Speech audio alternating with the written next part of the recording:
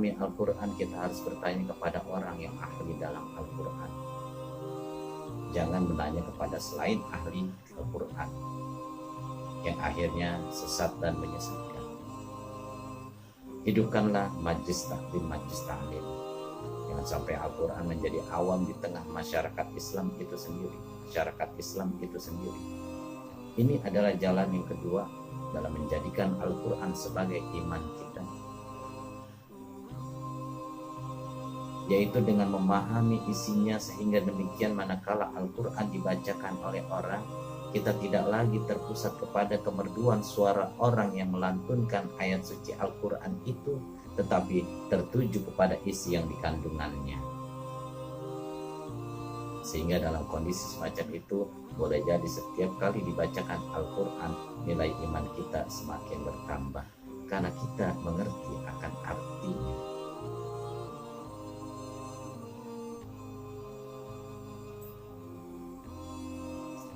Kita mendengar orang yang membaca ayat dari surat Al-Fil misalnya, alam taro kaifa fa'ala rabbuka bi ashabil fil, maka kita membayangkan bagaimana Raja Abraha akan menghancurkan Ka'bah dengan pasukan gajahnya, lalu Allah cukup mengirim burung ababil dan hancurkan raja besar itu beserta dengan seluruh pasukan bala tentaranya.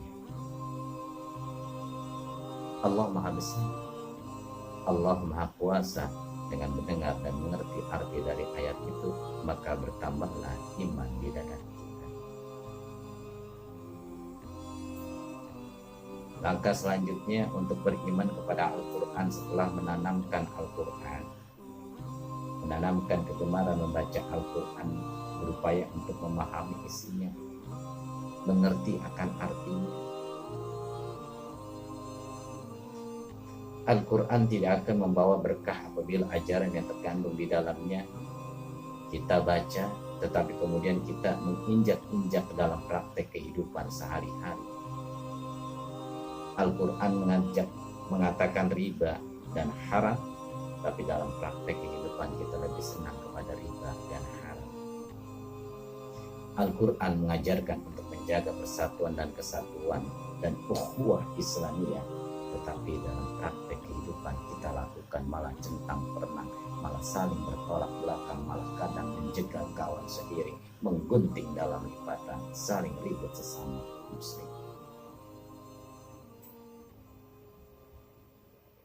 Maka tanamkanlah kegemaran membaca Al-Quran, karena hal itu merupakan ibadah yang paling besar.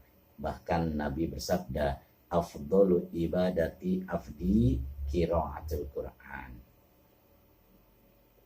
Nilai ibadah yang paling baik dari hambaku adalah ibadah membaca Al-Quran.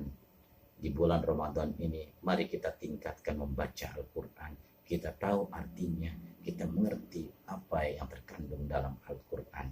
Membaca Al-Quran dalam sholat memiliki nilai ibadah yang lebih besar daripada di luar sholat. Membaca Al-Quran dengan berwudu lebih besar pahalanya daripada tanpa wudu. Mengerti Al-Quran lebih besar pahalanya daripada tidak mengerti. Tapi tidak mengerti pun, dan ia mendengarkan ayat Al-Quran, maka ia mendapatkan pahala mendengar Al-Quran. Itulah penjelasan pertama daripada makna hadis man afdalu ibadi afdi qiraatil Quran.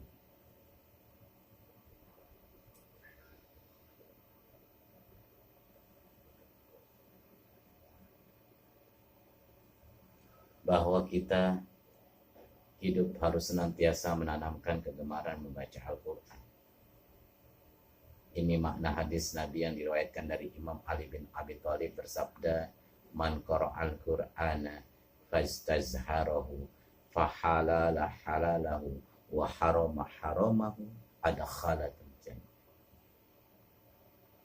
Barang siapa yang membaca Al-Quran lalu memperhatikannya, kemudian menghalalkan yang halal dan mengharamkan yang haram, maka Allah akan masukkan orang itu ke dalam surga.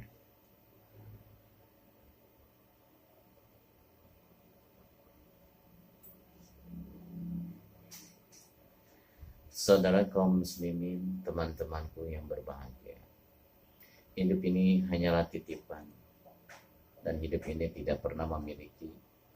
Maka dengan itu kita tidak boleh sombong sesuai dengan firman Allah Subhanahu wa taala dalam Al-Qur'an.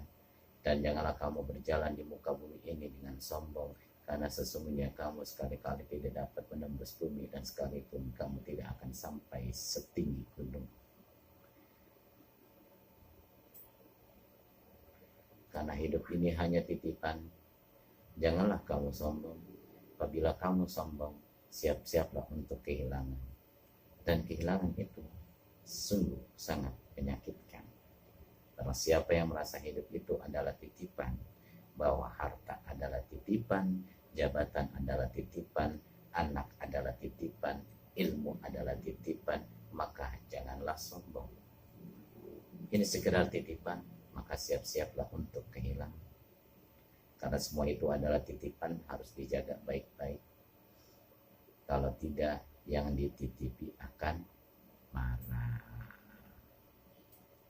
Marilah saat ini kita mulai rajin membaca dan mengkaji Al-Quran, agar kita senantiasa mampu menangkap sinyal-sinyal dan petunjuk dari Allah Subhanahu wa taala, baik melalui ayat kauniyah maupun ayat-ayat kauniyah.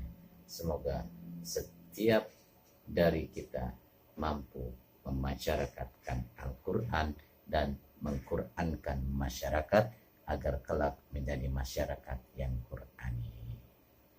Terima kasih. Wassalamualaikum warahmatullahi wabarakatuh.